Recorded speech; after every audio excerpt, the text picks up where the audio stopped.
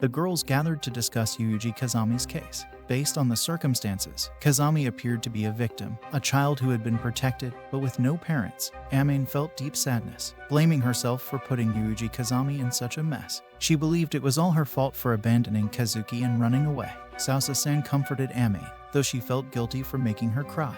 Yuji was taken in by someone he calls his master and lived a relatively enjoyable life.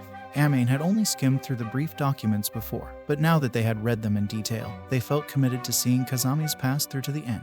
JB summoned Yuji Kazami into a room to question him about his past. She had come to Japan to meet Asako, who had promised to take care of Yuji Kazami. One condition of their deal was that JB would supervise both Asako and Yuji Kazami. However, Asako walked away from JB, demonstrating her tendency to act impulsively without considering the consequences, and then push the resulting problems onto others. JB found Asako's behavior to be selfish. Later, Asako and JB visited Yuji Kazami in the hospital. Asako believed keeping him there would be a nuisance, so they decided to take him home. Asako insisted that Yuji Kazami prepare to leave the hospital, claiming she was a deity who was taking him in.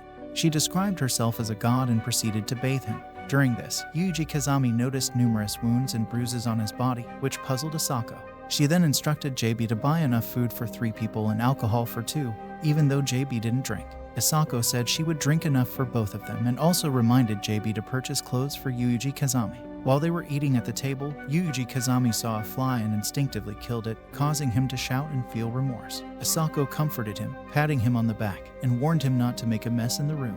Yuji Kazami expressed regret for swatting the fly. Asako, feeling burdened by his troublesome nature, pondered his strong reaction to killing the insect, which led him to abstain from eating. JB, realizing the severity of Yuji's condition, noticed multiple injuries on his body, including 2 gunshot wounds, a blade wound, suture marks from bone fractures in 2 places, as well as numerous scars and bruises. As Asako reached for another drink, JB took it and consumed it, believing that Yuji was suffering greatly, both physically and emotionally, and that euthanasia might be a kinder option. Asako, asserting her authority, refused, stating she was his god. JB questioned Asako's choice of words, noting that parents are typically considered God by their children. Asako attempted to coerce and intimidate Yuji Kazami into eating, but JB intervened when she walked in. Yuji Kazami implored JB to rescue him, prompting Asako to admonish him not to rely on others for protection against men, speaking in a condescending tone. JB explained to Yuji Kazami that Asako's tough treatment stemmed from her concern for him. She then prepared a delicious meal for him.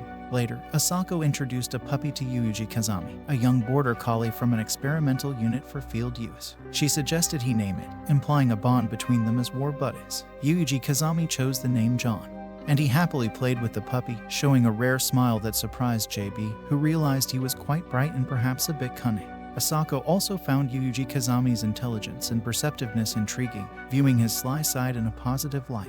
JB reprimanded Asako for submitting a resignation letter, expressing her disappointment and emphasizing the seriousness of the decision. Asako, feeling exhausted and at her breaking point, was reminded by JB that resigning wasn't akin to leaving a casual part-time job, rather, it involved significant consequences. Despite Asako's imperfections, JB acknowledged her crucial role as the linchpin of CIRS and couldn't simply allow her to walk away. The ramifications ranged from a lengthy prison sentence to potential danger to her life, both options highly undesirable to Asako. Feeling trapped, Asako implored JB to intervene somehow. Suspecting Yuji Kazami's influence on Asako's decision, JB observed a recent change in her behavior. She questioned whether Asako's fear of death influenced her choice. While Asako confessed her newfound fear, she also cited her deteriorating vision in her right eye, casting doubt on her ability to perform sharpshooting tasks effectively over long distances.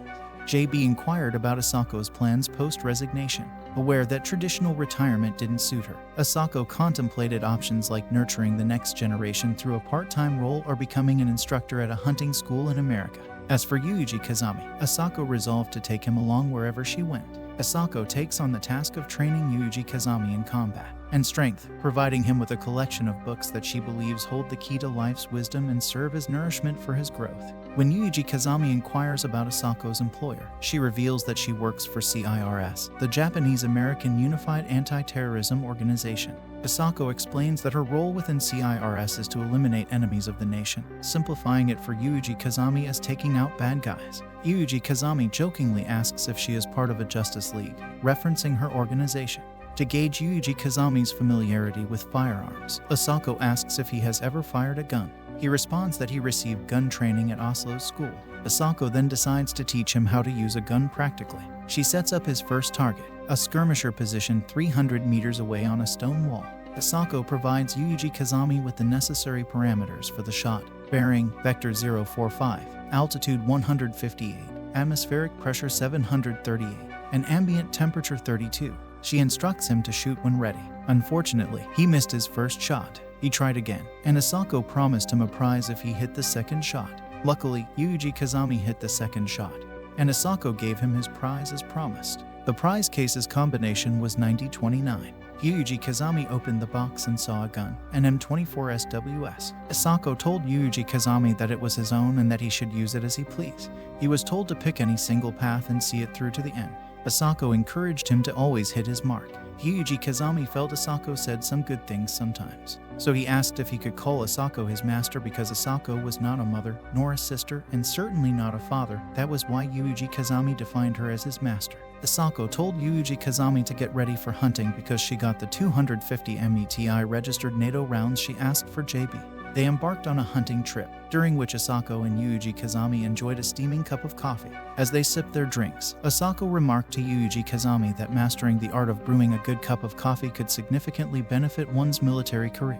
She advised him to refrain from smoking any cigarettes he might be offered, suggesting instead that he could use them as a valuable commodity for bartering food. Asako emphasized the importance of holding onto his cigarettes, even if he were to discard his gun, as both coffee and tobacco held a significant place within the military culture. Despite her efforts to impart this wisdom, Asako felt disheartened, knowing that her words might not have much impact on Yuji Kazami. Moving on to their hunting training, Asako cautioned Yuji Kazami against wastefully using bullets and instructed him to collect all his spent shells afterward.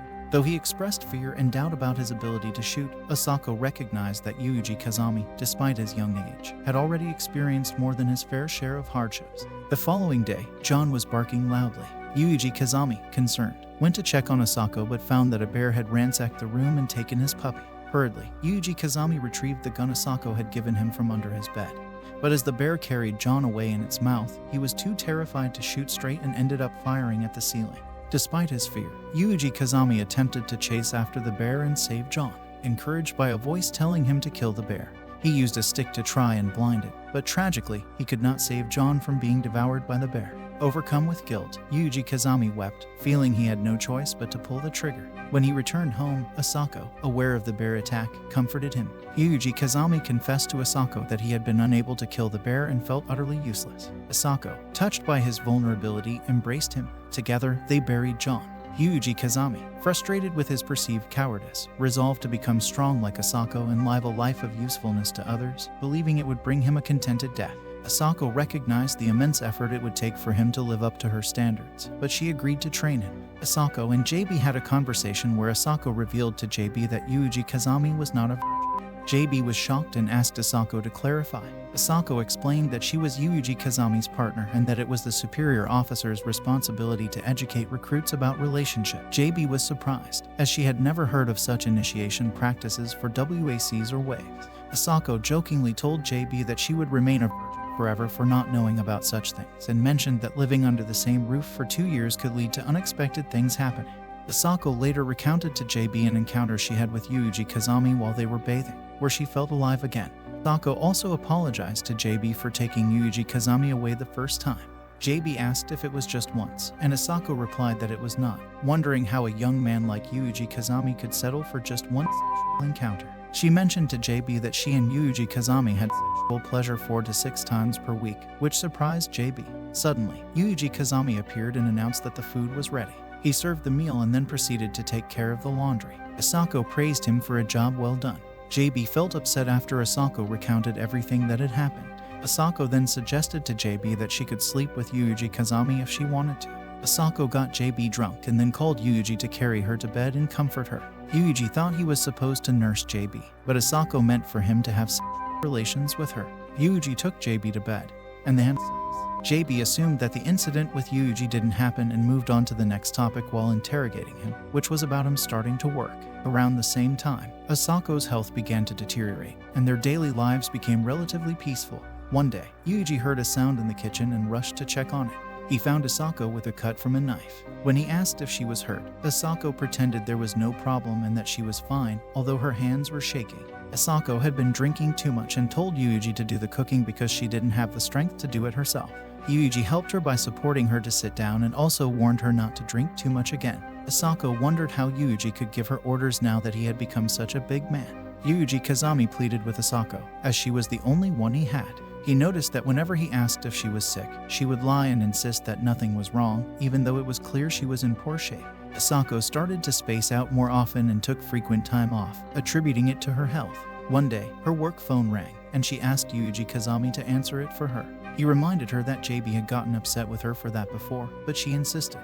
Yuji Kazami answered the call and explained that Asako couldn't attend due to not feeling well. However, they refused to accept the refusal and insisted that Asako handle the urgent job. Since she couldn't decline, Yuji Kazami agreed to go in her place. JB visited Asako, hearing that she wasn't feeling well. Asako told JB that she had quit drinking because Yuji Kazami had warned her, and she noticed that her shaking hands had stopped. JB questioned Asako about her apparent disregard during their encounter regarding the job involving the illegal immigrant 4 days prior. JB clarified that she only intended to express gratitude for Asako's hard work but felt ignored when Asako hung up. JB asked if there was a reason for her behavior and encouraged Asako to communicate openly. In response, Asako denied being upset with JB and suggested it might have been Ikigaya 9029 who had a problem. However, JB later discovered that Yuji Kazami had taken on the job, which infuriated her. She felt a sense of responsibility towards Asako and vowed to intervene if the situation worsened. JB questioned Asako about the seriousness of her actions towards Yuji Kazami, to which Asako seemed to realize she had no valid excuse. Asako defended herself, stating that she had never forced any job onto Yuji Kazami and that he had taken on the task willingly as a way to repay her. JB, feeling that Asako had managed to distance herself from her violent past, expressed disappointment. Asako, in turn, criticized JB for her narrow-mindedness, accusing her of failing to appreciate alternative value systems. Yuji Kazami advised Asako not to be unkind to JB. Asako, curious about Yuji Kazami's allegiance, questioned him, and he sided with JB, understanding JB's anger toward Asako was for his sake. Aware of JB's dislike for rule-breaking, Asako urged her to return Yuji Kazami's certification. Asako then inquired if Yuji Kazami wanted a license to work, to which he agreed. JB, however, suggested he consider it carefully and reassured him repayment was unnecessary. When Asako asked for Yuji Kazami's decision, JB warned him not to let his emotions cloud his judgment, as his choice could impact more than just himself. Despite JB's caring advice, Yuji Kazami knew what he wanted: a reason to live, a desire to be someone for whom others were grateful. Asako remarked to JB that once a man had decided something, a woman had no place interfering. JB quickly dragged Yuji Kazami out to talk to him about the issue. It was not as if she didn't understand what Asako was trying to say. JB wanted to give Yuji Kazami a reason and a goal to live for too. She felt taking up the job shouldn't be the only path available for Yuji Kazami. Yuji Kazami reminded JB of telling her he wanted to be like Asako, and that he will follow the same path as Asako and make it his own. Though JB and Asako are exposed to the same elements, Asako is red while JB is yellow. JB asked Yuji Kazami for the last time if he was sure of the decision he was about to take. Yuji Kazami agreed to it because he wanted to pay Asako and JB back. JB felt it was suffocating when Yuji Kazami acted like he owed her. Yuji Kazami knew it was a debt he will never be able to repay and that if JB watches over him from now on, that will be enough. JB agreed to take care of the remaining procedures. She reminded him that his life will be quite troublesome from now on. Yuji Kazami took his first step on the path to becoming a special agent of CIRS, the same path as Asako. Asako ordered him to head to America and go to middle school for his Navy Training Academy for his graduation certifications. Yuji Kazami asked if Asako was going to go with him. Asako stuck with him until he got there since she was his guardian. Asako decided to find a job as an instructor at a hunting school, so Yuji Kazami would have to be on his own from now on. They went apart, but Asako told him to come back home with a better look on his face. Yuji Kazami was on the bus when a huge guy named Danny asked him what landed him there. Yuji Kazami sarcastically told Danny he killed his parent.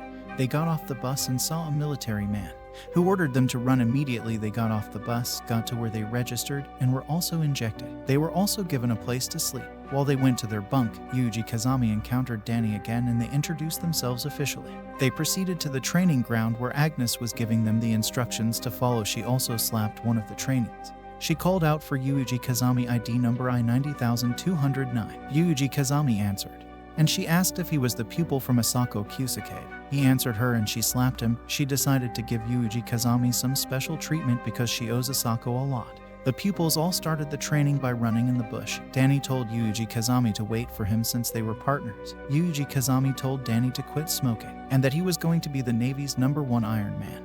The next training was to swim. Yuuji Kazami and Danny were in the swimming pool discussing how they both got slapped with an extra 1,000 meters. It was time for them to eat when they also discussed how Agnes complained about how she didn't like how Yuuji Kazami was mopping the floor. Suddenly, Agnes appeared at Daniel's back and tapped him at his back. She took him away. They went on a shooting training. Yuuji Kazami had the highest shot. The military man took a look at his ID number because he wouldn't allow any false reports. Agnes told him he was special and that he was from Asako Kyusake. Agnes asked if he knows Asako. He said he had read about her documentation that she was the greatest sniper in the Marines. Agnes told the military man that from Yuuji Kazami's skills, he is the spit image of Asako. Agnes summoned the pupils. She said to them that they were the worst team full of maggots year after year and she commended everyone for the shooting training. Danny asked Yuuji Kazami where his medal was, but he left it in his locker. Yuuji Kazami was resting on his bed when Millie Stan went to meet him and she insisted that she comes with him. Yuuji Kazami wondered why he was surrounded by pushy women. Millie asked that he train her about the shooting match. Yuuji Kazami told her and they went for the shooting match. When Yuuji Kazami was shooting, he missed a target and asked Millie how many targets he had led. Millie told him they only had 6 bullets. He targeted the next one and he hit the shot. Millie wondered what kind of magic he used. Yuuji Kazami told her she was a genius and she asked Millie if she could see the difference between them in class, and since then Millie started calling him a genius. Danny asked Yuuji Kazami what happened between Yuuji Kazami and Millie. He told him that he got a troublesome woman to fall far. Millie heard what he said and she came to attack Danny. Robert Walson was on a video call scolding his sister in a lousy manner which got everyone in the ship pissed off. Yuuji Kazami was eating at the table when Danny came to ask him if he had heard about Immortal Robbie. Millie suggested that it sounded like a pretty impressive guy. Danny heard that he would be assigned to the same platoon with them. Danny suggests they check him out. They went to meet Robert in the room where he was. They apologized for barging into his fun. They wanted him to look into something. Robert told he was busy and he mentioned Danny's name. Danny was surprised he knows his name. Robert continues to do what he was doing on his laptop when Millie got angry and she closed the laptop.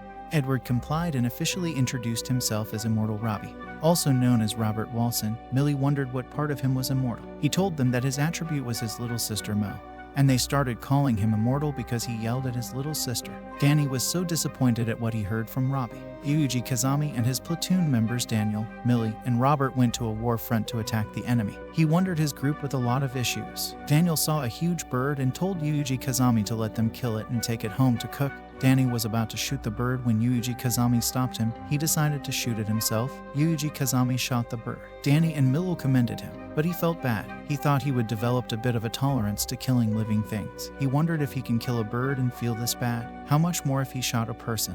Yuuji Kazami and his platoon members proceeded on their journey. They got to where their unit was reorganizing a pass, and the military man directed them to where they were going.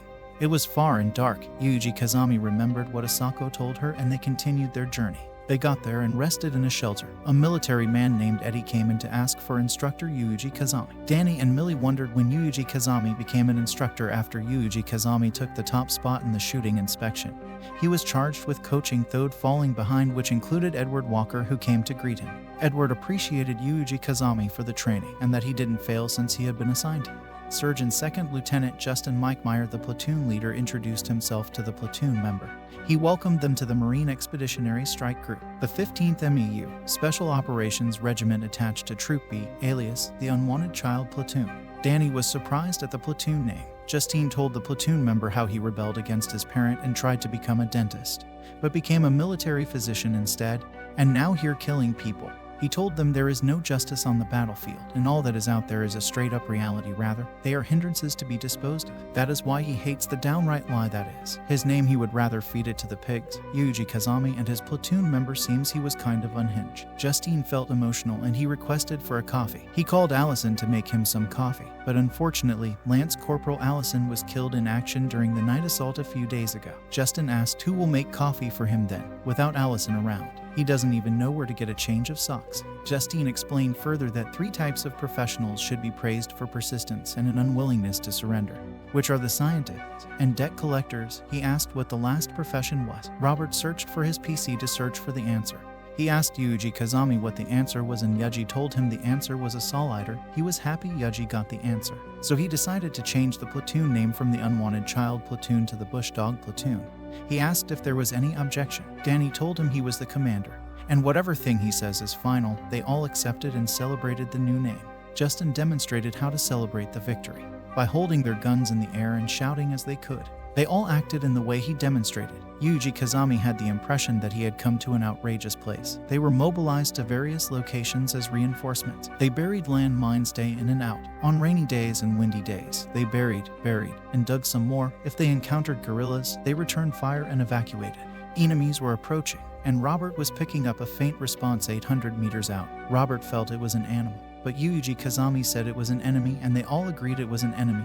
They were all set to attack the enemy. They verified the numbers of the enemy as they retreat and get friendlies to assist. They started shooting the enemy. Reinforcement was heading their way. Danny told Yuji Kazami to hold on a little longer. Millie quickly came to meet Yuji Kazami to show him the bullet she swiped off. Yuji Kazami concentrated on what his target was. He asked Danny to put some leaves and dirt on his back. He felt he was about to mount an offensive. Danny scolded him for saying such stupid stuff. Danny could not leave Yuji Kazami behind. Yuji Kazami decided not to be scared of the enemy, so he collected the bullet from Millie. Millie asked him to do his best. Justine, the platoon leader, came to tell Yuji Kazami that the enemies were 9. He told him to kill 9 enemies with bullets. The enemy was closer and they all attacked them. Justin, the platoon leader, encouraged Yuji Kazami to do all he could until the very last second. Justin encouraged him and stayed with him until he killed the 9 enemies. The platoon members waited until Yuji Kazami was awake. Millie told him it was all over. The reinforcement joined them and the enemy retreated.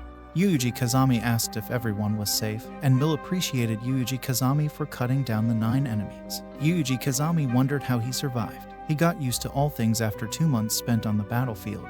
Yuji Kazami hardly flinched at the sound of gunfire and wasn't shaken by explosions. Retrieving weapons and ammunition from enemy corpses became commonplace. They returned to their shelter. Justine called Allison again to make coffee for him, but Yuji Kazami served him the coffee. A platoon member asked if they were winning the war. According to the number of enemies they have killed versus the number they have lost, they might be winning. They all returned to the academy and Yuji was said to go back home. He saluted Agnes for her help and promised to come back at any time. Yuji Kazami got home. He felt happy when he came home and saw Asako's face alive for the first time.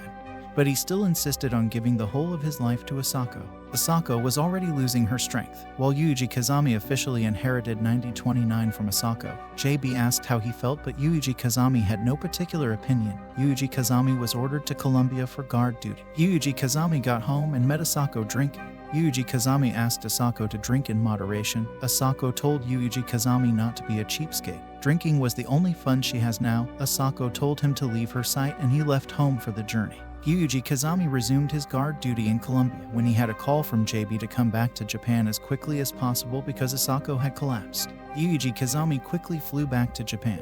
He heard Asako's sickness was a type of venous thrombosis, the original capillary rupture that happened after she took a shot from a high-caliber rifle. Asako, the complication grew worse in the years afterward. He was seeing a doctor and she received periodic treatment. Under normal circumstances, it might have been a survivable condition, but Asako had regularly used booster drugs and her body had grown extremely fragile. The doctor said there was nothing they could do for her. Yuji Kazami arrived home. He heard Asako had been drifting in and out of consciousness ever since yesterday, and her wakeful periods were getting shorter. Yuji Kazami went to check on Asako where she lay down. He held her hand and asked if she was going to die. Yuji Kazami asked Asako if she had decided the meaning of his life. Asako was sorry to have said some audacious things to Yuji Kazami, but in the end, all she could do was to hone Yuji Kazami's skills in a shady occupation.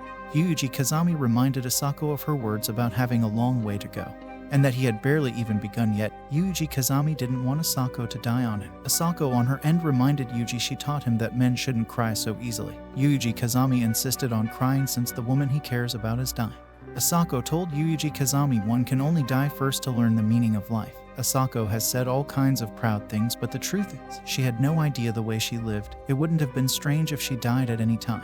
Asako was a soldier, and soldiers do what they do. Then they die. They save any number of comrades, kill any number of enemies, and excuse it by saying there was no other way. Asako appreciated Yuji Kazami and told him he didn't have to die. Yuji Kazami told Asako not to be irresponsible. He felt Asako had to save him. After a life of constant betrayal, Yuji Kazami finally decided to trust Asako, to live for her, and now Asako was dying. Asako was the one thing that gave Yuji Kazami's life a purpose. Yuji Kazami cried so much. Asako felt it was time for Yuji Kazami to live for his own sake now. She believed Yuji Kazami could accomplish anything. If he failed, he could stand back up as many times as it takes, and that was the sort of man she raised Yuji Kazami to be.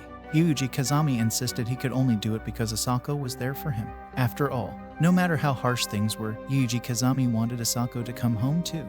Yuji Kazami knew he was going to lose what was precious to him and would not be able to do a thing. Again, Yuji Kazami wondered what was there for him in the future without Asako.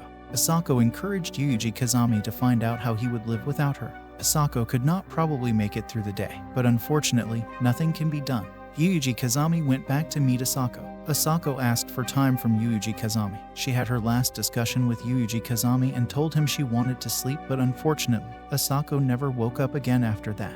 JB took care of Asako's body. By the time her body was cremated and reduced to ashes, Yuji Kazami had gained some of his spirits when JB told Yuji Kazami after she had picked Asako's ashes from the crematorium a 9mm bullet she'd never had extracted was mixed in with her remains. Yuji Kazami could even laugh about how that was so like Asako. JB remembered how Asako and her met when they were kids. Yuji Kazami lay down flat in the room, wondering where people go after they die and that if he also died would he be able to go to the same place as Asako. But then, Yuji Kazami has not been permitted to die yet. He still have the words Asako left with him. Yuji Kazami was already in deep thought when JB entered and struck him on his back. And JB wanted to know if he was still alive. Yuji Kazami knew if he should stay in the cabin with Asako's lingering scent, he would end up thinking about pointless things. JB couldn't watch, so she brought Yuji Kazami with him, and Yuji Kazami ended up moving into JB's condominium. Since JB and Yuji Kazami shared the same sorrow, they could heal each other's wounds and give each other support if they lived together. JB asked Yuji Kazami if he was already used to his life yet, and that if there was anything he was lacking, he should not hesitate to tell her. JB was ready to arrange it immediately. Asako requested a toothbrush with stiff bristles because JB's own was soft.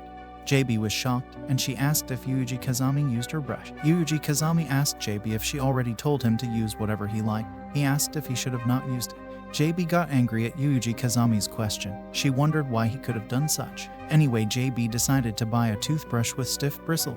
JB and Yuji Kazami gained 2 new toothbrushes, resulting in 3 on the shelf. Yuji Kazami gets to apologize to JB for using her brush. JB told Yuji Kazami that the cruel part of him was just like Asako's own.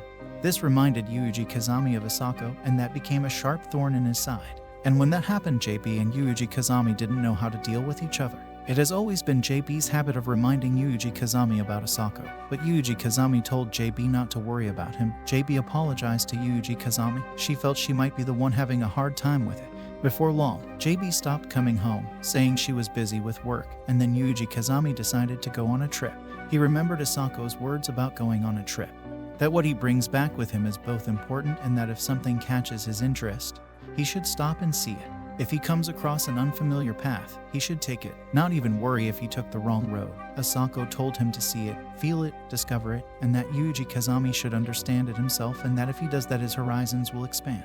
Asako told him he could only go on the trip when he was old enough to get his license. Asako told Yuji Kazami to take a motorbike to Hokkaido, and if he should spend a month there, she was sure Yuji Kazami would see things differently. But unfortunately, that idea of Asako never became a reality before she died. Yuji Kazami felt like he could discover what to do. Suddenly, Yuji Kazami told JB he was going to leave her and go on a trip. JB asked him where he was going, but he was not sure. He just wanted to go wherever the wind took him. JB asked if he would come back, and Yuji Kazami told her he was going to come back. He then took off with his motorbike. He told JB that if he should run into trouble, he will probably for help. JB agreed and wished him a safe trip. She only warned him not to lose his cell phone. Yuji Kazami was surprised. He thought JB was going to stop her. JB asked him if she wanted her to stop him. Yuji Kazami felt JB would be lonely without him, but JB told him to get going.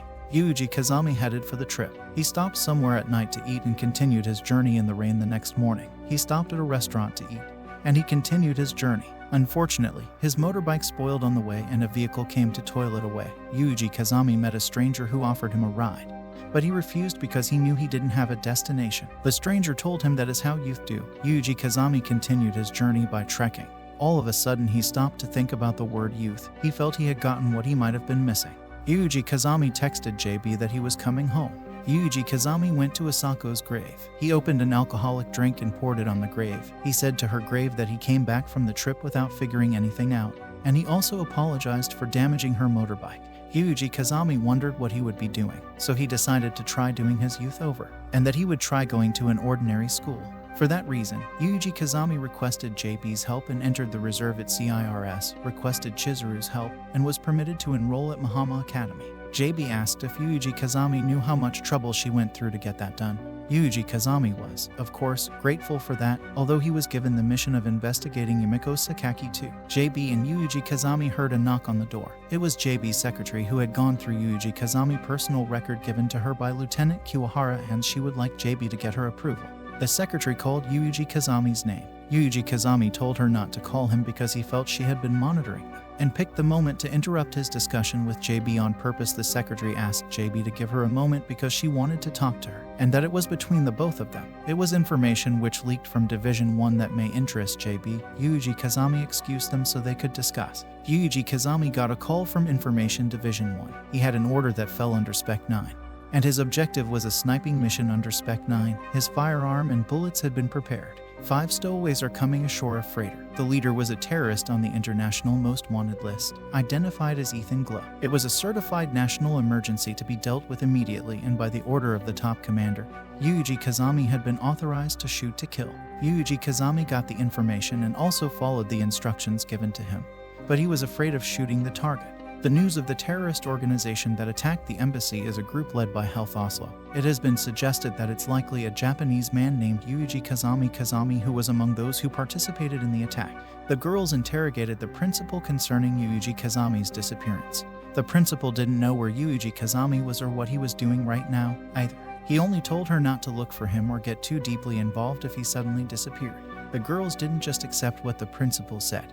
They wanted to get an explanation of what was going on, and they could have given up on any foolish ideas that they may have thought. The principal had no choice but to tell them what she knew about Yuji Kazami. From a young age, Yuji Kazami-kun was taken in by an international terrorist, Health Oslo, who is in the country now. The news says the government has taken the fact seriously and had him restrained, which changes the situation greatly. The girls asked to hear more details they are probably trying to use. Kazami-kun goes between the country and the terrorist. This means the government is using the media to appeal to Oslo with Yuji Kazami-kun's presence. The government might be planning to use Yuji Kazami as a bargaining chip. That was what they surmise. Given Health Oslo's fixation, or attachment, his affection of sorts for Yuji Kazami-kun, it was an extremely fine line, though. A girl asked if the Heath guy is a homo. Well, either way, the circumstances surrounding Yuji Kazami have developed into a complex political drama. The principal warned the girls to avoid unnecessary that would make matters worse for him. They saw some boxes and asked what it was for. The principal told them that the Mahama Academy would be closing down soon.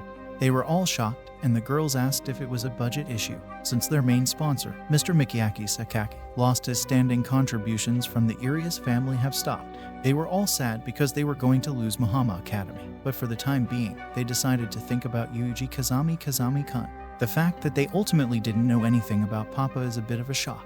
They didn't know a thing until Sakin found Yuji Kazami's documents. Anyway, Sachai was asked where she found the documents. Sachai took them to a room. The room was so filthy, and stuff about them was written on the walls. They asked Sachai if she read them, but Sachai told them she read just a small fraction of them. They realized it was all about them. They felt Yuji Kazami-kun was thinking about them too. Suddenly, one of them screamed. They told her not to make such a racket, and she told them to look at what she was screaming at. They all read what Yuji Kazami-kun wrote about himself. Yuji Kazami-kun has killed too many people. He sacrificed far too many things, and all he is after is a place to die, just as Asako was allowed to die because she saved him. He felt he should also be allowed to die since he saved the students of Mahama Academy. He said to Asako that he saved 5 people and that it was okay for him to die now. The girls were all shocked. They asked if Yuji Kazami planned to die. The report of Yuji Kazami joining the terrorists was inaccurate. It has been completely cleared of suspicion, therefore, he is being kept in a holding facility for now. They decided to talk to Yuuji Kazami-kan. But Yuria Harudra told them that Yuuji Kazami said he didn't want to see anybody. She didn't want to say that to as not to hurt them more than he already has. Anyways, that was how he feels right now, and that it would be better if his feelings could be respected, and she ended the call. The girls were surprised that Yuuji Kazami-san didn't want to see them. Sakin wished they could talk to him in person.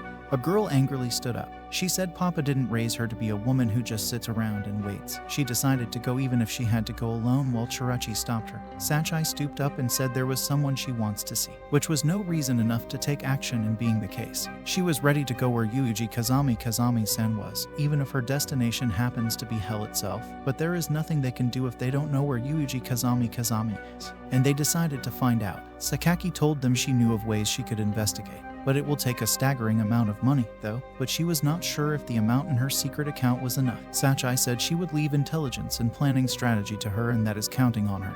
Then they begin to gather information at once, and they drag Sakaki. Makina entered Amane's room. She told her that she could not sleep because she was hungry. Makina told Aname that she would slice some sweet bean jelly for her to eat until breakfast is ready. Aname jumped on the bed, and immediately she remembered and asked Makina what they were celebrating today. They heard a knock on the door. Sachai brought Mikairu to Amane that her hunger has peaked, and only if she could provide her with some high-calorie ration. She intended to also make a sandwich sweet bean jelly for Mikairu too.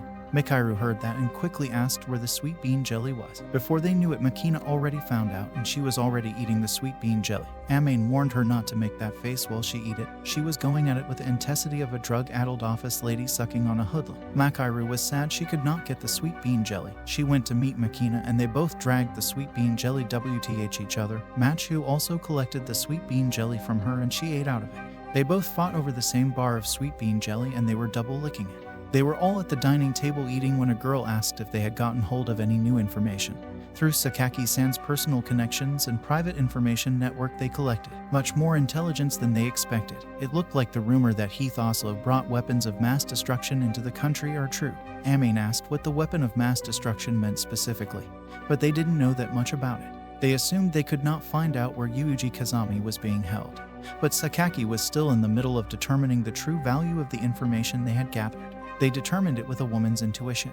Yumiko-chan said she was going to meet a source in person. She entered into Akata Soba shop. She was given a menu. She wondered why the maid had cat ears. The maid told her she would come to take her order from her in a little bit time, and that she should take her time.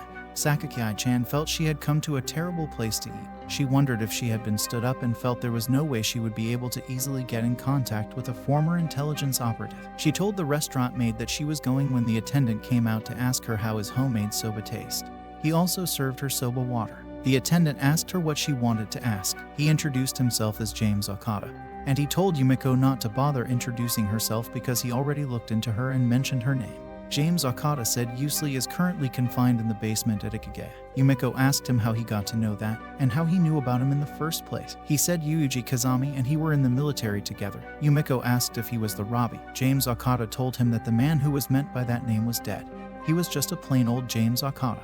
Yumiko was surprised. The name James heard was Robert Walson when he served in the underbelly of a certain intelligence organization. He went through a lot. Yumiko wondered if they were trying to use Yuuji Kazami in their negotiations with Heath Oslo. But the situation was a bit more complicated than that. Oslo values Yuuji Kazami quite highly, but Yuuji Kazami isn't worth risking the weapon of mass destruction Oslo smugged in. He has a bigger goal to purse. The nation is holding on to Yuuji Kazami as a bargaining chip. With the goal he has in mind, Yumiko asked what the goal was. James has no idea. He was not sure how to explain what it amounts to because it was difficult to phrase. James told Sakaki would give her the details later and that H would be in touch with her. Yumiko watched the tape again. She wondered if it was Yuuji Kazami-kun, and why he then attacked the consulate. James told her that even if someone was with the right drugs, they would still do whatever a terrorist said. James thought it was possible an action like this could be used at any time as a bluff. But knowing her, she may have come to several conclusions and taken action already. Yumiko asked who she was. It happened to be the next generation intelligence management national self-defense device alias the Thanatos system. At its core, it's a semi-organic computer, the base molecule binding reaction apparatus that's hybridized with the computer. In other words, its DNA structure was made using human brain tissue. James said at least that was a rumor. Sakaki was sad because that which James has said was a creepy story. It was a rumor, but the product described as a system capable of intercepting all digital information by monitoring every personal, internet-capable electronic devices. It's very much the brain of the nation itself, if they felt like it. The government or military could meddle with the enterprise system in public offices as much as they please. The ordinary citizens won't be out of harm's way either, if they manipulate stocks to their advantage. There will be region-wide panic if an accident at a power plant occurs, and it will be a national catastrophe. Some dreadful people know that the dreadful system is being tested in Japan. And one of those people is Heath Oslo, and his goal must be that he wants the Thanatos system. Naturally, the government can't afford to hand something like that over to Oslo. As a result, Yuji Kazami has been made into a bargaining chip. So that's why Yuji Kazami-kun decided to sacrifice himself. Yumiko got the information, and she told James to keep her updated if there were new developments. James promised to help her out. Sakaki heard a knock at the door. It was Amain who brought food for her. Amain asked if she had learned something new, but the more Sakaki learned, the more complicated the situation became. Sakaki asked what they should do next since it all got complicated. But all she could do was to make sure the rest of the girls didn't do anything reckless. And if it comes to it, she would stand at the forefront and be their shield. Right now, she thought that was just her duty. Amain asked her why, and Sakaki told her not to ask her about it because she hated being left out. Sakai-san and Maki-chan went out. Maki-chan told her that she didn't have to force herself to come with her and that she might end up regretting it. She reminded her of how they fought over the sweet bean jelly they ate and how had fun. 10 or 20 years down the line, Sakai-san hopes it becomes a memory she can look back on and think to herself that those days were fun, and that if she turns her back on this now, she gets the feeling it would become the kind of memory she doesn't want to remember what she did back then. But she thinks she would regret it. Whether 10 or 20 years pass, sweet bean jelly will still be sweet bean jelly. But she is sure it wouldn't be that delicious if she ate it all by herself, and that is why she wanted them all to eat it together again next time. With Yuji Kazami too. Machai-chan was in her room lying down on the bed, thinking about what she should do, and that she should be true to herself and do what her heart asked her to do. That is how she has always been, and that could never change. And that is the way she could be. She wondered if something irrevocable happens because of her again, what would she do? The principal of Mayam Academy announced that the school closed down today. She advised the students about their futures at any time, but they were prohibited from discussing it among themselves unless she was present, and from choosing collectively. It is something they must each decide on their own, and for those of them who had already chosen their future path, she advised them to think over again one more time. Sakaki was leaving when Amain saw her and asked her where she was going to. She asked because she would need a driver wherever she was going, and after this, there may be no going back to normal student life. Amain decided to become a woman who doesn't run away. All she ever gained from abandoning something and running away were regrets she couldn't do anything about and a vision of herself that could only resent others. She had come to hate herself, that even living become a sin. Remorse alone will become her punishment, and that is why she had decided to take action of her own free will, so she would not have the same regrets again. In that case, Sakaki told Amain to do whatever she likes, and she left. Amain asked if she was going, and Makaru asked if she could tag along. The girls decided to leave with Sakaki. Mayam's school was meant to be an academy of merit that stressed scholarship. But no one ever came there but a bunch of foolish girls. They all said to leave. Mikairu was going through her stuff when she saw a thing that turned her up. It was left over from when she played with everyone last summer. Mikairu didn't like sparkles that much because they burned so beautifully for a little while. And when it was done, only black cinders remain, which is kinda misbegotten life, and it makes her feel lonely for no good reason. She felt lonely because she was burning alone. Sparklers are meant to be burned with others. It was not time for her to play around where she was, so she left. There was nothing the girls could do, so they all took off. But before they departed, they said some parting words to Mihama Academy. The girls departed from Mihama Academy to their new hideout. Amain asked Sakaki-chan where the new hideout was, and she told her they would be there shortly. The next bus stop was Asakusabashi, which they alighted at. Sakaki took the girls to their new dorm. Machai-chan asked why it was a houseboat. Sakaki felt it would be the best if they relocate, hideout and all, should the need arise. It looked like a Shohata's class landing craft, too cool. Amni felt it was not that sensible to her. The girls asked Sakaki how she was able to acquire this, and Sakaki told them she bought it on the internet. Kazuki Kazami. Yuji Kazami's elder sister appeared to Yuji Kazami-san. Yuji Kazami-san didn't believe, because he knew his elder sister was dead. She told him she didn't die, that Amain saved her from death, but through Mensa, her brain tissue was insured for hundreds of millions, and was used in the development of the computer system. She asked Yuji Kazami-san to ask her a question if he didn't believe, and Yuji Kazami-san asked her what her favorite food was. Yuji Kazami-san confirmed it was her sister. He asked her why she didn't find him sooner. Kazuki Kazami wanted to see him sooner too, but if she had a body, if she had a strength, she could have rescued him from Heath Oslo much sooner. Yuji Kazami was confused about what she was saying. She told Yuji Kazami he has to accept THHE reality because there is no time. Yuji Kazami asked her what she meant by that statement.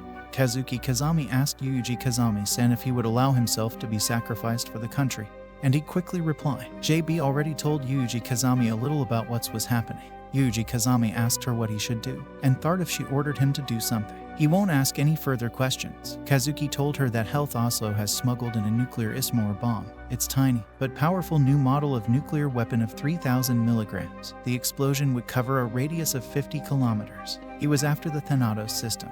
Not only can she monitor transmissions worldwide, she is also capable of infiltrating every sort of system. She also render every password in the world meaningless. Kazuki asked Yuji Kazami what she should do, because at this rate, his sister is going to be raped by terrorists. It was unacceptable. But then it was more than Yuji Kazami can handle on his own. Yuji Kazami asked if she can get the government's support, but it was impossible. The government was already in talks with Oslo, demanding he accept only 20% of the system in exchange for delivery of Yuji Kazami. Yuji Kazami wondered if he worth that much to Oslo. Of course, Yuji Kazami was the only successful sample produced by the DuPont project. Through the Drug Administration, experimentation, and training, designed soliders, the ultimate military men, would be created. But due to the adverse side effects of the booster drugs, all other test subjects died in approximately 2 years' time, but Yuji Kazami was still alive. To him, Yuji Kazami was precious project sample. Yuji Kazami asked what he should do. Kazaku told him to report to his location and assassinate him, and Yuji Kazami accepted to do so. The explosive fishing legend of Sachai Kamai begins when Mikairu was eating when Amane came to her to ask if she thought she was overeating. She said she was fine, then she told Sachai to keep reeling more food in. Maki-chan asked who would pilot the boat when the time comes. Sakaki tasked Amane when she enrolled to school. Her record stated that she had a first-class small vessel operator's license. That was true because they had a houseboat in her house too. Sakaki told everyone to let them discuss where they would be going to from here. They knew that Kazami-kun was in the basement of Ikigaya headquarters, but to put it differently, they didn't have any new information besides that, so no matter what they did, it didn't change the fact that they didn't have enough information. Mikairu's phone rang, and she was shocked. The phone was not for her. Sachai said it was Yuji Kazami's cell phone. They were all surprised at what was going on. Mikairu quickly picked up the call and mentioned Yuji Kazami's name, but unfortunately, it was not Yuji Kazami. The caller asked that the phone should be given to Sakaki. Mikairu insisted that the caller should mention her name before she started acting all high and mighty. The caller said her name was Thanatos and that she can't make any progress as things stand now. She asked Mikairu if she would be willing to take a risk of hearing her out. All the lady agreed, and Sakaki told her to say whatever she has to say. The first thing she explained is that the Thanatos system is a complex system with split personality. She is a subscript that exists to interpret the main script and learn autonomously, sort of like twins with different personalities. Sakaki asked why she made contact with them. She said she was a script that emphasized itself as an individual presence within the whole. She didn't make enemies, but bolstered her allies and chose the path of coexistence whenever possible, and that was her job. She had been keeping an eye out for any reckless moves Sakaki might make another to rescue Yuji Kazami for quite some time now. But Thanatos as a whole hasn't even recognized her as a hindrance. Now she said it, but now, a terrorist called Heath Oslo has infiltrated Japan. She had negotiated with him to coexist, but his answer was an attack on the consulate. Retribution for this was essential. If the Thanato was a doormat of a woman, she wouldn't be much of a defensive system. Sakaki asked her if she was sacrificing Yuji Kazami to buy time. Only if they could propose a more reliable plan. It would be possible to avoid sacrificing him. Sakaki asked if she would have rescued Yuji Kazami and disrupted Heath Oslo's plans. She thought it was a goal they were capable of working together. Sakaki asked for a guarantee that she wouldn't betray them. It was completely up to all of the girls whether or not to participate in the plan. She asked what they should. Sakaki told her if they consider it as a clue, she didn't think it's a bad proposal. Munakairi didn't agree. She felt it was a trap because it was suspicious in all sorts of ways. Saxon didn't understand how leading them into a trap would benefit them. Amane on her end thought it better than letting this end before they were able to do anything. The maid said she didn't come all the way just to hesitate now. They were all about to agree when Minkairu said she was not okay yet. Sakaki asked her to keep quiet, and they all agreed to get along with the proposal. It was getting late, and Thanatos told them to pick it up tomorrow, and she hung up the call. Amane had a feeling like she remembered a melody, but she could not recall the song's title. The next morning, the maid blew the trumpet to wake the girls up. Mikairu was annoyed, and she asked her not to be noisy because it was the first thing in the morning. She thought it was still early, not knowing that everyone was already awake. Mikairu opened a locker and saw phones in it. All the girls were on the phone with Thanato. She told them that the phone was untraceable, and she told them to be sure to use them in all communications going forward. The girls picked up the phones. As Sakaki asked, it was about time she told them about the plan. But before that, there was something Thanato would like to confirm. And then she asked Sakaki if she liked Yuuji Kazami. Sakaki was shocked. She asked her the question all of a sudden. She knew that all the other girls love him, but Sakaki has not displayed any feelings for him. And as long as she remains unclear, Sakaki's presence introduced uncertainty into her rescue operation. That is why Thanato would like to hear how Sakaki feels about him. Thanatos told her to take the opportunity to say it loud and clear in front of others. Sakaki breathed in and out, and she confessed that she liked Yuuji Kazami. She asked again if she loved him, and Sakaki confessed she loved him. Thanatos expected Sakaki to act more flustered. Sakaki told her she didn't want to deal with a lot of teasing. She asked if all she wanted was a clear answer, yes or no. Thanatos understood how Sakaki felt, and the girls laughed. Thanato asked if everyone has prepared themselves to never again be able to return to their accustomed daily lives, and they all agreed. Thanatos begins to explain the situation. Yuuji Kazami asked Kazaku why all these happened to her. She asked him how much he knew, but unfortunately, Yuuji Kazami didn't know more than what Amain told him. Then she decided to tell Yuuji Kazami what happened after she parted ways with Amain. That night, they pinned Kazaku down easily after she helped Amain escape. Koide-sen pinned Kazaku down. She was not able to move. Kazaku asked Riken if she could continue to live if she were not around. Suddenly, Kazaku was able to raise her hand and she hit Koide-san on her face. Riken felt she have hope that things can work out if Kazaku was not around. As long as they have hope, Sakuma-senpai had the feeling they will all be able to live a little longer life. Kase ran to the Sean to ask Salsa-san, but she heard that she had run away. She insisted that Sakuma-senpai chase her right away and kill her, because if they let her live, it's all over for all of them. Sakuma-senpai wondered what she meant. Kase means if she collapses, who will take care of the food? She felt she was the only one who has to be condemned, despite how irresponsible Sakuma-senpai was. Everything she says is sound. She doesn't do anything, yet everyone loves her. Kase felt Sakuma-senpai sugarcoats everything she says. Sakuma-senpai went to her and immediately she was stabbed. Sakashita screamed, but Sakuma-senpai told her not to do so. She collapsed on the floor and died. Kazaku quickly freed herself from Koide-san. She stood up to know what was happening. She quickly ran to Sakuma-senpai, but unfortunately, she was dead. Ibuki-san came to look for her and she saw that she was lying dead on the floor. Immediately she noticed, stabbed Kase with her scissor. Suddenly, Sensei appeared at the scene. He tried to stop Ibuki-san, so he smashed her big stone on her head, and she collapsed and died. Sakashita screamed at all that was happening,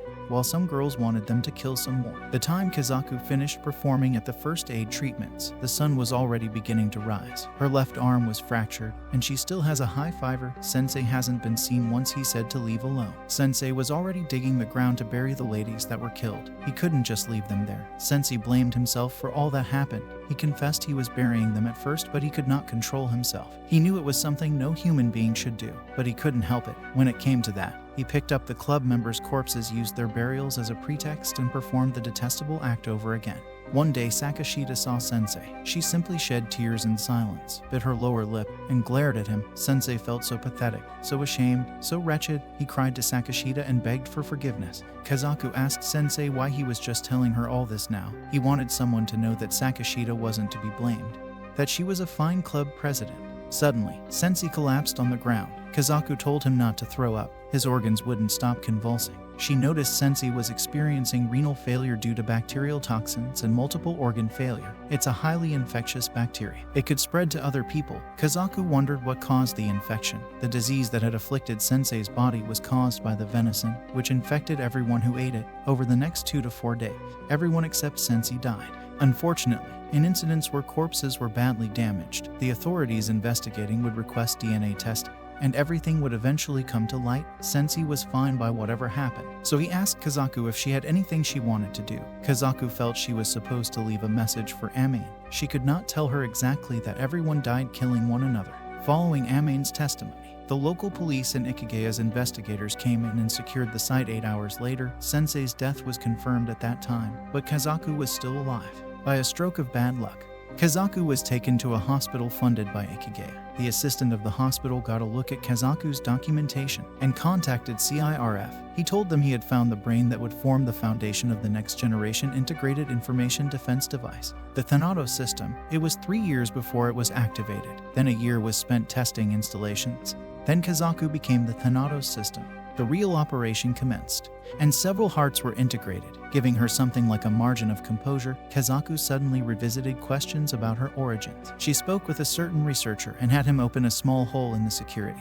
And from there Kazaku collected data of her past. Little by little in her memory returned. The first thing she recovered was her name Kazaku Kazami and her little brother named Yuuji Kazami, and that was right about the time Yuuji Kazami was granted permission to enter Mahama Academy. Yuuji Kazami asked if that was what she wanted to do. Kazaku apologized, because that was the only thing she could do. Yuuji Kazami didn't hold it against her, so he told her he doesn't want to hear the word "I'm sorry" anymore. The Oslo was Yuuji Kazami's problem. It was something he had to settle on. Kazaku believed Yuuji Kazami could handle it. Oslo was having a discussion with one of his boys when Yuuji Kazami came to serve him coffee. Etten felt Yuuji Kazami was thoughtful. He reminded him of the land he promised Yuuji Kazami. Yuuji Kazami said the door to a new world. Oslo repeated what Yuuji Kazami said, that a door to a new world will be open very soon. JB felt since she has been in charge of Yuuji Kazami, the top brass thinks she is a nuisance now. She asked what was going to happen to Yuuji Kazami. Maybe he would stand trial for the consulate assault and be sentenced to death by firing squad. JB is probably being confined, so she can't give any unwanted testimony. Yuuji Kazami has no lingering attachment to the world. He won't be the first person in history to welcome a tragic death for his country. Besides, from where JB was sitting, it isn't all a bad deal, because when she went back to Langley, she would become an intelligence agency advisor. The girl asked if they were not doing that to hush JB up. JB told her not to say such a thing, because she might end up putting herself into trouble. The Thanato system, who happens to be Yuuji Kazami's elder sister, called the girls to give them new information regarding Yuuji Kazami. The girls agreed to hear the information in detail, and the date and time of Yuuji Kazami's transfer have been set for August 6th at 6:00 p.m. The girls asked when they would start the mission. Thanato advised that they acquire some money first, since there is no force greater than money. She asked that they collectively earn a sum of 100 million in a short time. They wondered how to get 100 million in a short time, even with investments. Thanatos told them to start with a small sum, which would snowball exponentially larger. She decided to entrust the financial management complexities to Sakaki, and she asked if Sakaki could do it. Sakaki agreed. They began by opening a private account with 1,000 yen, and she ordered Sachai to take her signature seal and go to a bank associated with global net banking. And next, they would generate their seed money. They all started by selling off one of Makina's personal effects. Makina felt she didn't have anything she could make money from. Thanato reminded her she recently bought gum at a supermarket that came with a slot car toy. Makina wondered how she knew. Thanatos reminded her that she knows everything. She advises they start by selling the slot car. Makina told her the one she bought was based on car in an American drama, but it is being sold exclusively in Japan. Sakaki wondered how much they could get from selling the slot car locally. Thanato told her if the car was in mint condition, with a factory-sealed blister pack, the market price was $18,000 or about 140,000 yen. So they decided to list the car for sale at once. Makina felt bad that her slot car was going to be sold off. Thanatos promised to buy her a new toy later, but for now, she should play with the air rifle Yuuji Kazami bought for her. And she agreed. Thanatos ordered Amain to memorize a complicated pattern of streets, that she would direct her to her destination, and that she should take her cell phone and rent a car. Machai-chan asked what her duty was. Thanato told her not to worry, and that she had prepared her task for her too. Sachai got to the bank and everyone stared at her. Amain already rented her ken and she was driving. Thanato instructed her to maintain her current speed. In 7 seconds, the traffic light at the intersection straight ahead would change. She instructed Amain to lower her speed before entering the intersection and that she should check left and right. Amain could not get a feel for the fuel consumption or tire grip when she drove the way Thanato instructed her anyway. Thanato decided to prepare a different car for the appointed day. 3 seconds until the next light. After the traffic ahead proceeded, begin passing while moving with the traffic flow. Amain was lost in thought and Thanato called her name and told her to concentrate on memorizing the route. What was important is being able to drive the appointed route in appointed time. Amain told her she would concentrate on that. Thanato instructed Amain to turn left at the next intersection while maintaining average speed. Sakaki used the money used for the slot car to bid on something else. Then she repeated the process in a modern-day straw millionaire. Mankaru asked if it was about time to switch over to the next phase, and the next was spot trading. Thanato ordered Mikairu to take her cell phone and head to the cafe she designated. Mikairu asked what she is going to do when she gets there. Thanatos told her she will know what to do once she gets there. What was important was that she doesn't understand the plan. Mikairu didn't understand what she was asked to do, but she agreed to do it and she took off. Makina was next. According to Thanato's promise that she was going to buy her a toy, she already placed the order and told her to go pick it up from a man named Yamamoto. She told Sachai to escort Makina, accompany her, and back her up. Sachai asked her for what to do specifically. Thanatos told her she has nothing to do, she just have to stare intently at Makina and be with her so closely. Thanatos instructed Sachai to answer any question they asked them with "I will kill you." They got to Morishima Rocket where they wanted to collect the package. Makina knocked at the door. She opened the door to see if anybody was there. The attendant told her his hands are full right now. Makina asked him if he had finished the toy she ordered for. Yamamoto was surprised to see a kid and a maid. Yamamoto asked them who they were. Makina told him she had introduced herself to him earlier. He told Makina that he was not talking to her, he was referring to Sachai the maid. Sachai replied with "I will kill you." Makina told him that Sachai was her maid. Sachai continues to reply him with "I will kill you." The man told Sachai she was not going to do anything. He headed to where the toy was. He showed to them what they ordered for and told them to go and check it. Makina wondered what was inside, so she opened the box to check. She was shocked it was a gun. She ached why it is a pink color. Yamamoto told her that was what Thanato ordered and that she said Makina's favorite color was pink. Makina asked Yamamoto how she knew that her favorite color was pink. Makina wondered how sacred Thanato is. Makina asked if she could test the gun. Yamamoto got angry. He wondered how she would fire something that would tear a hole through a concrete wall a kilometer away. Makina set the bullet inside the gun. She told Yamamoto to lower the scope, mount another 2.5 mils. Yamamoto asked what he should tune it to, either the ring or rail. She asked which was better and Yamamoto told her the rail was better. Sachai brought an ashtray for Yamamoto to drop his cigarette. Yamamoto asked Makina why she was taking up a weapon like this. Makina told him the reason a woman takes up arms has always been obvious, and that a woman takes up arms to protect her beloved family and to protect her home to which her beloved will return. Makina said she don't want to cry by herself anymore, and that she would do all she can to make sure she can hold the hand of her most precious person and never let it go, and that if her precious person can't make it home, she will pick him up herself, and that is all there is to the question Yamamoto asked. Yamamoto handed a 2.5 low-down rail to Makina. He told her to do the fittings herself, asked if she knew how to use a bore sighter. He asked her to finish it up and go home, for her business with him was done. Makina asked Yamamoto if she had said something wrong that got him angry. He told Makina to shut up, and he checked his pocket for his cigarette, but there was none. Sachai then brought him a pack of cigarettes. He appreciated her and also wondered how thoughtful she was. He lighted the cigarette and smoked it. Yamamoto told Makina that her resolve to pull the trigger was admirable. Only if she can pull the trigger without hesitation, no one could ask for better. Not thinking, not hesitating is more difficult than she thinks. It is something Yamamoto could never do. Yamamoto angrily tells them to get out of his workshop. Makina insisted on asking him more questions. He shouted at Makina and told her that she makes him remember Asako when she was a kid, and that pisses him off. He chased them out. Makina wondered what that was about all of a sudden. Sachai continued to say "I will kill you." Then Makina told her to come back to normal. Makina got her toy, and she told Sachai that they should get back to the boat. Sachai asked if Makina was going to go off somewhere far away too. Makina told Sachai if she was worried, she could just chase after her forever, just like she will chase Yuji Kazami. Sachai accepted to do so and they both headed home. They got home and Amane welcomed them. She asked Makina why she was late. Makina told her that the toy Thanoto bought for her was heavier than she expected. They stopped to buy a dolly for it at the warehouse store, and it got late. Aname admired the luggage. Sachai told her she bought some additional items they needed while they were out. Amane asked her what she bought. Makina quickly told Amane she was hungry and she asked what they would have for dinner. Amane told her they would all be having beef tendon stew, fried green-eye fish, seaweed, and okra salad. Makina was delighted to hear that. She asked what the soup was going to be. Amane told her that Sakaki was making that now. Mikairu came out and they all asked what happened to her. She told them that she was starving. They all eat at the table. Mikairu wondered why the miso soup Sakaki prepared was super delicious today, and Sakaki was happy to hear that. Mikairu remembered the story Thanatos told her and she narrated the story. She met this old man at a cafe in Shinjuku. She bought a bunch of second-hand cell phones from him.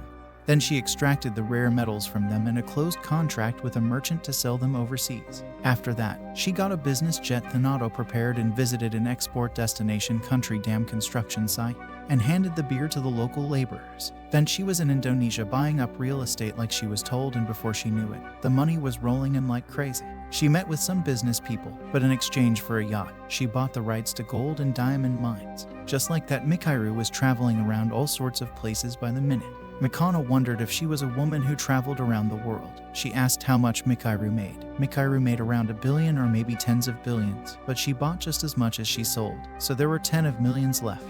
Thanatos' call came in. Since preparations are moving forward steadily, I think it's about time. She briefed them on some of the mission's concrete details. Sakaki told her they were all ears. The operation will be carried out on the 6th at 6 p.m. The goal will be the recovery of Yuji Kazami through a raid.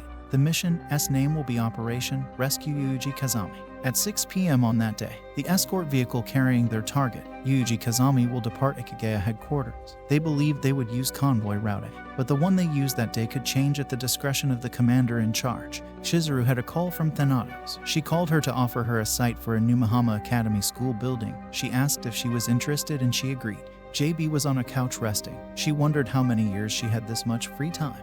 Thanatos gave JB information through the television screen. She told her about the Mahama Women's Volunteer Crops YK rescue campaign is currently underway, and JB wondered what was going on. Oslo asked Yuji Kazami's condition no moment in nearly 4 hours. He appeared to fall into light slumber in cycles. Oslo said Yuji Kazami was a terrorist in a man's face, and that he was raised by terrorists to be an extremely efficient killing machine.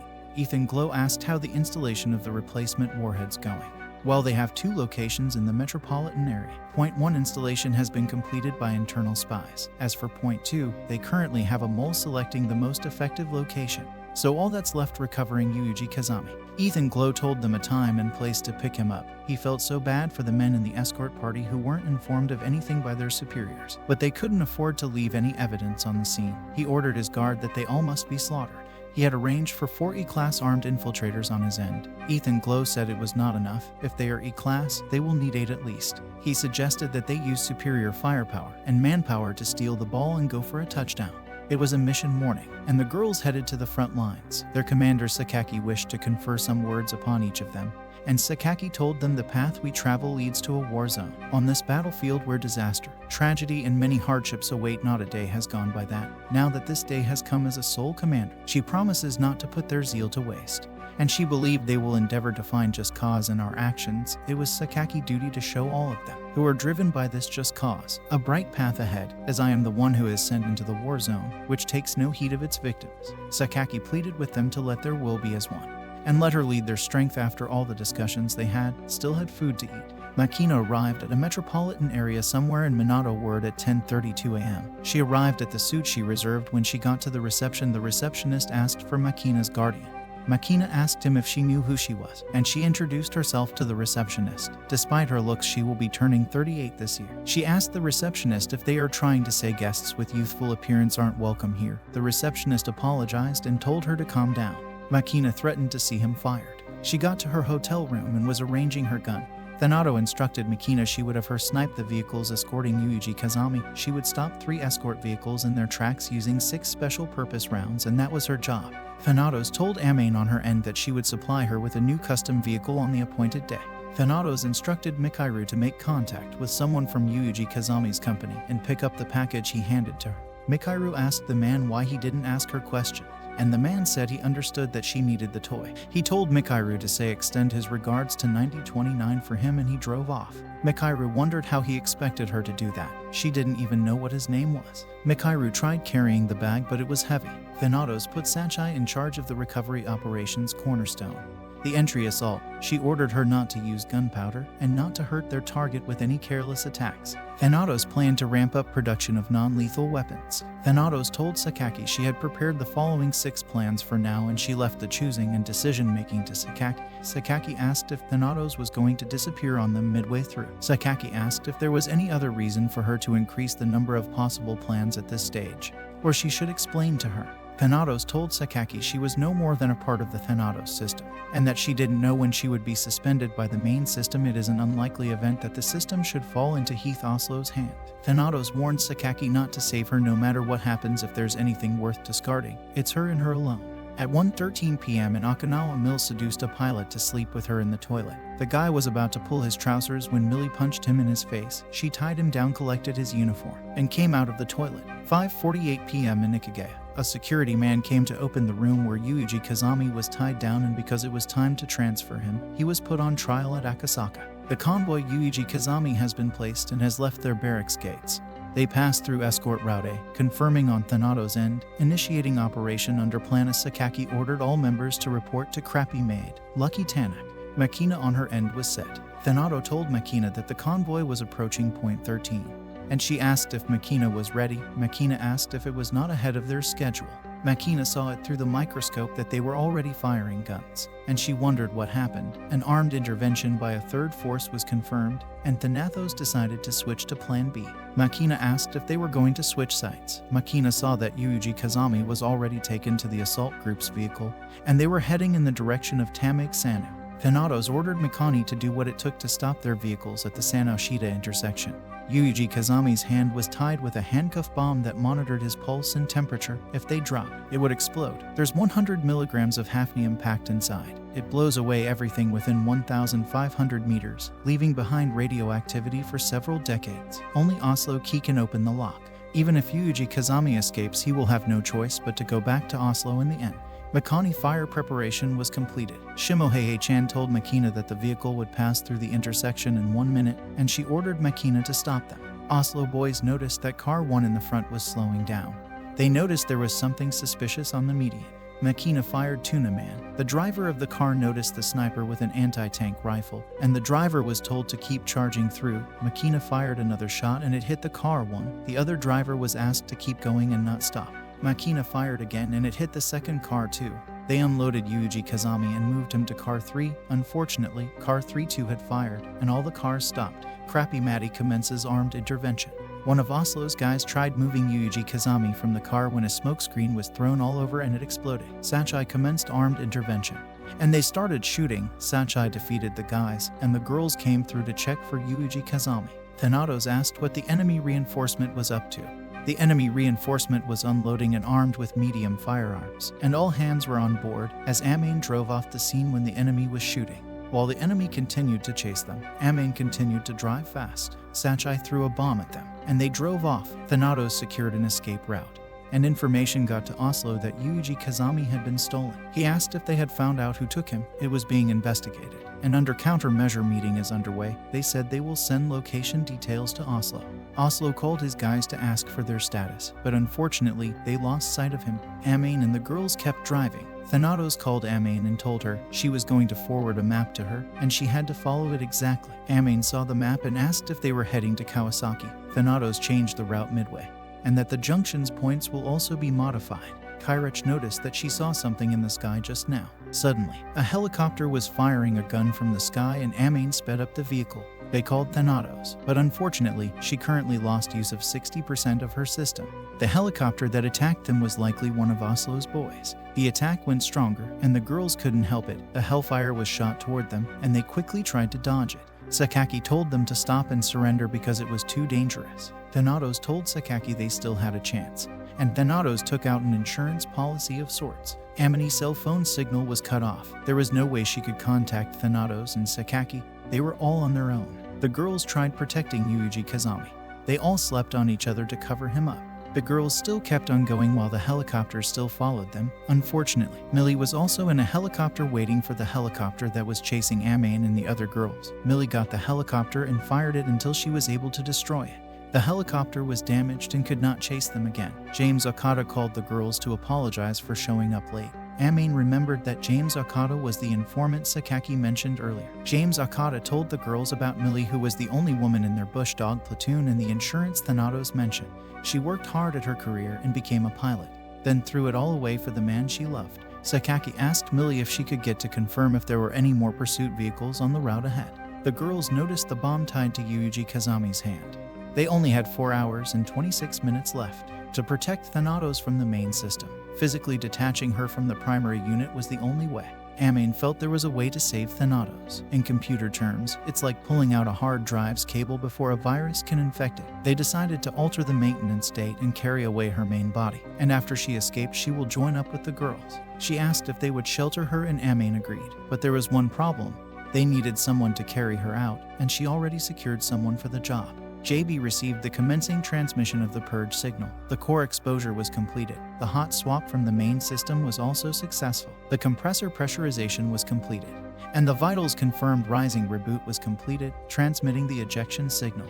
Thanato's true form appeared to JB and she carried her. Millie confirmed that the 6 routes leading out of the forest were being blockaded by the police. Amain sped up the vehicle and flew in the sky. Eventually they landed beside the sea and Thanatos appeared to them physically. Amain went to her to ask if she was Kazaku. Although she was called Thanatos, Amain thought she died. Thanatos reminded her what she told her in the past, that she was not going to die. Kazuki reeled up the pickup truck. She asked Sachai that she lower it onto the deck for now if the engine would turn over and drive it back into the pipe. Kazaku told Amain it was her turn to work and that she should not cling to her for long. Kazaku told Amain she was suffocating and she left. Makina asked Kazaku what she should do next. Kazaku told Makina that she was essential to their anti-air surveillance. Kazaku told her to report to her if she spotted any signs of aircraft. Mikairu also asked what she should do. Kazaku told her to do the cleaning and that she should start by sweeping the deck. She told Mikairu not to complain and she agreed. Kazaku asked Sakaki if she had finished checking the supplies on board. She asked Sakaki to forgive her for asking, but she should make sure there was enough for Takabana, Miliela Stanfield, Jimmy, and his wife in addition to themselves. Sakaki asked if the principal was coming from abroad. Kazaku planned to show her the new site for Mahama Academy. She asked if Sakaki ran into her. So far, Kazaku only met with the ship captain JB and some unsociable woman. The unsociable woman happened to be Jimmy's wife. Kazaku told Sakaki to remember there was a cat-eared maid at Jimmy's soba shop. Meanwhile, those two were same person. She was an undercover investigator and her marriage to Jimmy was part of her job but ended up becoming legitimate. Anyway, Kazaku did not think it was a bad thing. At the vet's least, Zoe Graham got closer to her goal and heart desire. Kazaku used her goal as bait to enlist her assistance. Yuji Kazami was awake and the first person he saw was Lieutenant Justine. He asked him why he was there. Justine was the one who brought the ship here. Yuji Kazami was secured from Oslo and brought to a safe place by the student from Mahama Academy. There was a knock on the door, which happened to be Jimmy's wife, Zoe Graham. She told Justine that Thanatos desired his advice regarding future actions and that he should return to the desk. Yuji Kazami was surprised that Justine was made captain. He told Yuji Kazami that the military surgeon does get promoted quickly, and he told Yuji Kazami they were going to talk about all that later. Jimmy's wife was pleased to meet Yuji Kazami. She was here as part of the U.S. Central Intelligence Agency, and she introduced herself to Yuji Kazami as Zoe Graham.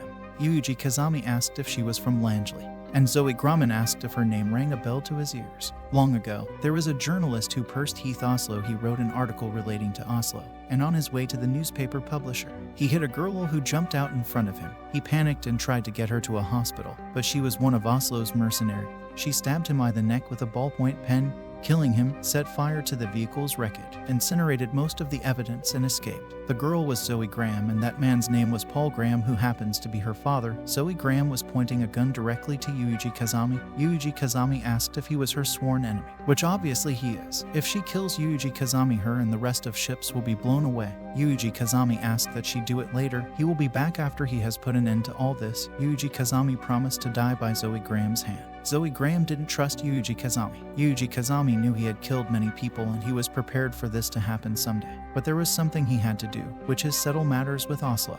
Zoe Graham told him if he perished alongside Oslo, then the lives of many future victims of his would be saved. This is her mission, as well as the United States and her wish. She will not allow Yuji Kazami to selfishly die before Oslo has been killed. She took back the gun and Yuji Kazami accepted the job. Kazaki introduced Takabana, the new owner of the vessel, to Captain J. Takabana, the principal of Mima Academy, was afraid. She told the captain she hadn't decided if she was buying the site yet. She wondered about using a submarine as the new school is insane. Kazaku tried convincing her and she told her to look over there. A private 35-ton ship, its name is Mahama Academy. The principal didn't agree, but once the name is painted on the hull, the ship will promptly evacuate the area. Kazaku ordered the captain to go back into the ship and prepare to depart. Kazaku intended to stay there a little longer and gaze at Japan. Kazaku gazed at Japan. She thought within herself that she didn't know the world was this beautiful suddenly. Yuji Kazamiku appeared to Kazaku. Kazaku asked if Yuji Kazami had recovered. Yuji Kazami felt he should be the one asking her the same question.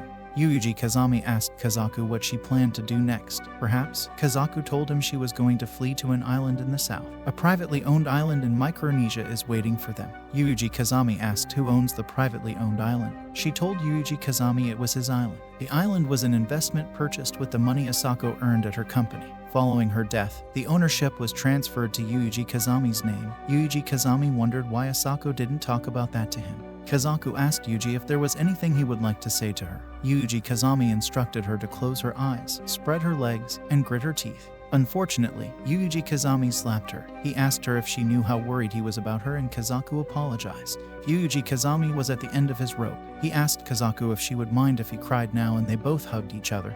Even though Yuji Kazami had grown so big, he still intended to be a crybaby. Kazaku asked Yuji Kazami what he was going to do next. Kazaku gave him two choices. The first was to cut the bomb off his hand and take refuge on the island with her, and she would take care of everything after that. Kazaku promised to protect Yuji Kazami for the rest of his life. The second choice was a path where he settled things with Heath Oslo himself. Yuji Kazami decided to go after Oslo, and he promised Kazaku to take Oslo down.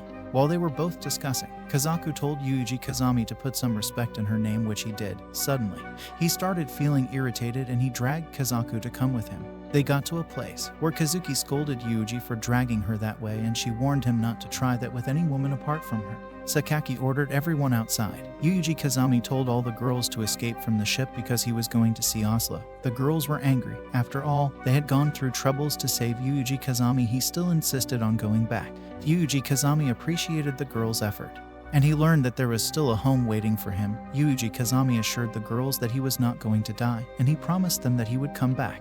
The girls were saying what they would give to him. Sachai asked if they should send him off with a smile, and Amane said she would cook a meal and wait for him then. Mikairu chose not to say anything. She gave Yuji Kazami good luck charm that will bring him home safe. Mikairu then hugs and kissed Yuji Kazami. The girls were shocked. Mikairu felt it was the main heroine's privilege. Yuji Kazami asked Kazaku if she was able to figure out Oslo's location. Oslo was approximately 702 kilometers away from the enemy headquartered at Tartaro's Isle. Yuji Kazami was set to go look for Oslo. JB advised that Yuji Kazami give up on Oslo because he is a tough opponent. Kazami's mind was made up already, and he decided to go after Oslo. Yuji Kazami and Oslo boys attacked each other when he decided to go after Oslo.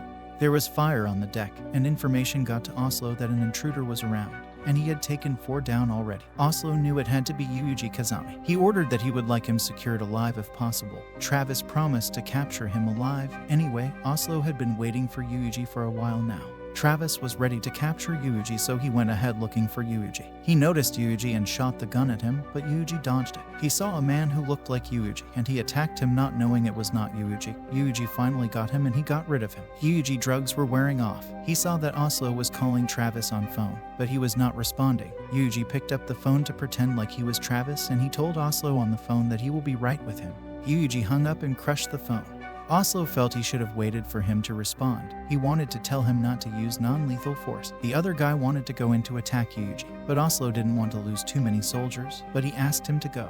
11:13 p.m. at the deck, Mikairu asked why she couldn't get out of the suit since she was done with what she wanted to do. Sachai apologized to her because she applied a screw-locking agent to the stationary portion of the helmet. It was too active, so it won't come off, but Mikairu needed to use the bathroom. Makina brought a screwing machine, which was the only choice to whack off the heads of the bolts Mikairu was screwed to. Sakaki got information about the testing site drug that was discovered in New Tower, as well as the new model of bomb. The New Tower has turned into a terrorist barricade for time, but it was suppressed with brute force by a Nikigaya Akasaka combined countermeasure unit formed by Adam, but have currently finished deactivation treatment. JB wondered what Thanatos was doing. She seemed to be exhausted and she was resting. They felt it was best not to let her overdo it. The main unit left below has gone into sleep mode too.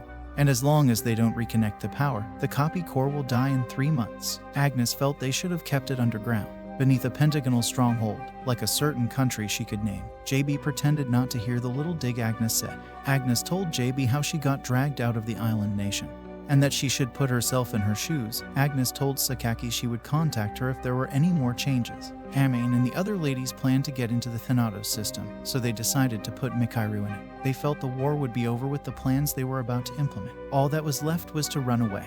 Then they planned to rebuild the school. They may not be able to return to Japan for a while. Amane was worried if Yuji would be alright. Mikairu asked if Amane would still be able to associate with him, even when she knew his past, however, slightly. If she felt any hesitation, she would better be off forgetting about Yuji. Mikairu didn't know how high Amane's standards for Yuji's girlfriends are, but if Yuji was grieving, then Amane decided to share his depression 100 times over. And if Yuji was angry, Then she would share his fury 100 times over, at the very least. Knowing about Yuuji's past wouldn't make her hate Yuuji. Well, Mikairu knew Amane was the sort of woman who would pick a fight with a terrorist over Yuuji. Yuuji got to where he would find Oslo when he saw a man who confronted him. He happened to be the Design Solider Project DuPont Plan, third test subject. He was his TP-427, a human replicated from Yuuji's genes. His hair and eye resemble Yuuji's sisters, which could be called a proof that he possesses the genes of a genius. He was fed up with being compared to you in every experiment. He wanted to make it clear which of them was superior, so he threw Yuuji a drug booster, which he always takes, but he refused. He asked if he was still going to fuss over continuing to be a human who kills, steals, destroys, or what society calls demons. He told Yuuji one more time to use the drug. Amane asked Mikairu if there was something else they could do. All that remained was to create Eden and wait. Amane wondered what Eden was, and then she narrated a story of a young man who had achieved many things in his horrific past. But that was not all he'd done with his life. Some loved him and saw him as a comrade, and believed they became who they are today, because he was there for them. This time, those people took action to do whatever they could for his sake, then say that in hard times, they would never in their life forget the person who gave them a cup of water. Much like he repaid all of them for the debt he incurred from Asako Kyusuke. The seed that he sowed throughout his life will one day flower and bear fruit, and those ripened fruits will then give back to others all that has been done for them, and sow new seed once again. That is Eden, the true form of that which this young man so craved, yet gave up on. After all, there was no Eden in this world. Since there isn't, they just have to build one, which is that simple. She talked of the grand ambition of a foolish elder sister, who tried to remake the world for her only little brother, which what happened next was truly up to him. Yuuji still insisted on nothing using the drug booster, which he forcefully injected Yuuji with the booster drug, and they got into a fight with each other. Yuuji told his replica that he would put him out of his misery. He then tried to stab him, but unfortunately, he wasn't able to stab him. They continued to fight each other, and eventually, Yuuji defeated him, and he introduced himself to him. Eventually, Yuuji got to Oslo. Oslo tried to ask him if he had killed anyone lately, but then he knew Yuuji would have killed a lot. He saw that Supont was dead from Yuuji's appearance, and the way DuPont's maternal precursors is someone Yuuji knows. He also told Yuuji about the girl who was his opponent in his graduation exam at the training camp, but Yuuji was not listening, because he didn't come to Oslo to listen to anything. Yuuji tried to attack Oslo, and Oslo brought out the key to the bomb tied to Yuuji's hand. He told him he could do whatever he wished if he could take the key from him. Oslo told Yuuji to come back to him because he was the only one he had. He told Yuuji all his family would die by his hand. Oslo wanted to get back to Yuuji without killing him, but unfortunately, he had no choice. Then he stabbed Yuuji, and he loosed the bomb tied to Yuuji's hand with his key. Yuuji staggered, trying to live, when he saw a wind around him, and Asako's spirit appeared to Yuuji and told Yuuji to live.